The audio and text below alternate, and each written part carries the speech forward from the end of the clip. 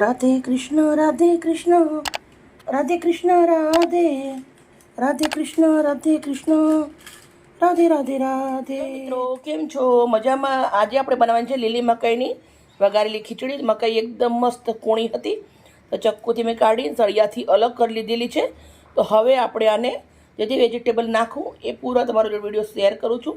1.5 kilo મકાઈ લીધેલી છે અને જે કષ્ટ નીકળ્યું વેસ્ટ એ અલગ છે. અને આપણે આટલા દાણા છે 3 થી 4 જણા ધરીને ખાઈ શકીએ એટલી સરસ મજાની આપણે ખીચડી બનાવવાની છે. જે જે નાખું પૂરો વિડીયો શેર કરું છું. બનાવવાની રીતે આપણે ચાલુ કરી. મિત્રો રિક્વેસ્ટ કરું છું, મારી વિડીયો સારી લાગે તો પ્લીઝ એક લાઈક. લીલી મકાઈની ખીચડી આપણે કુકરના અંદર બનાવવાની છે. મેં કુકરના અંદર 1 મોટો ચમચો ભરી અને સિંગ તેલ નાખ્યું છે અને ગાયનું ઘી નાખું છું 1 ચમચી એટલું મોટી. તો ઘી અને તેલને સરસ ગરમ થવા દેશું. હવે આપણે તેલ ને ઘી ગરમ થઈ ગયું છે. થોડા રાઈ અને જીરું નાખું છું. થોડી આપણે અંદર હિંગ નાખી દેવાની છે. ઝીણું સમારેલું 1 ગાંઠ 1 ઇંચ જેટલું આદું નાખું છું. 1 ગાંઠ ઝીણું સમારેલું લસણ, 4 નંગ લીલા મરચાં, 1 નંગ સૂકી ડુંગળી અને ઝીણું બધું તમારે દેવાનું છે પહેલાં. હવે આપણે આને થોડું સાંતળી લેવાનું છે. સાથે આપણે મીઠી લીમડીના પાન નાખવાના છે.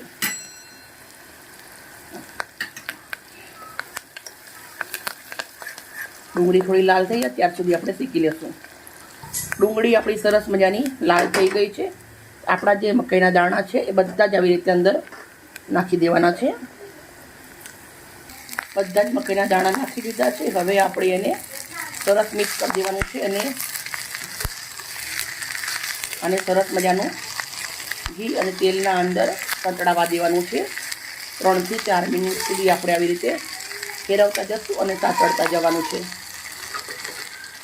મકાઈ સરસ સાંતળી લીધી છે. હવે આપણે મસાલા કરી થોડા હળદર નાખું છું 1/2 ચમચી.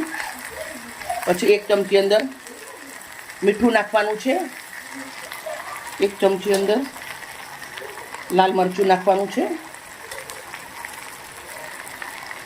હવે આપણે અંદર થોડો ગ્રીન ચીલી સોસ નાખું છું 2 ચમચી. 1/2 ચમચી હું વિનેગર નાખું છું. થોડું ચટપટું સારું લાગે એટલે. મસાલા નાખ્યા પછી સરસ મિક્સ કરી દેવાનું છે. હવે આપણે અંદર 1 ટામેટું સમારેલું છે એ નાખું છું. ટામેટું નાખ્યા પછી આપણે અંદર થોડું પાણી નાખી દેવાનું છે. 1 વાટકી એટલું પાણી નાખું છું. સરસ મિક્સ કરી દઈશું. કુકરને બંધ કરી દઈશું અને 2 સીટી મારી દઈશું. કુકર બંધ કરી દીધું છે. 2 સીટી મારી દઈશું. મકાઈ એકદમ કૂણી છે. આપણે ઘી અને તેલમાં સાંતળી લીધી છે તો સત્ય આપણે 2 સીટી મારીએ છીએ. ખાવાથી ભારે ના પડે ને એકદમ સરસ રીતે પચણ પર થઈ જાય. મિત્રો સીટી પડી ગઈ છે. હવે 5 મિનિટ રહીને આપણે કુકર ખોલશું. ગેસને બંધ કરી દીધો છે. હવે આપણે કુકર ખોલી દઈશું. તમે જોઈ શકો છો આપણી લીલી મકાઈની ખીચડી બહુ સરસ મજાની રેડી થઈ ગઈ છે. હવે મેં આવી રીતના એક નાના પડિયા લીધા છે. નાના બાળકોને આપવાનું છે આજે એટલે આપણે આવી રીતે પડિયાના અંદર નીકાળું છું. બધા નીકાળી દેશું આવી રીતે. હવે આપણે થોડા ઉપર લીલા ધાણાના પાંદડા મૂકી દેવાના છે આવી રીતે.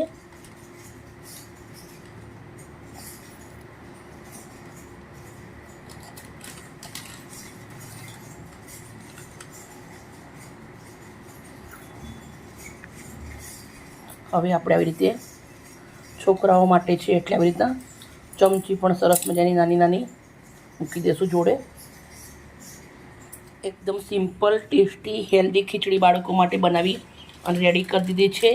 લીલી મકાઈ ખાવાથી ઘણા બધા ફાયદા હોય પણ આપણે ભરપૂર એના ફાયદાનો લાભ લીધો છે.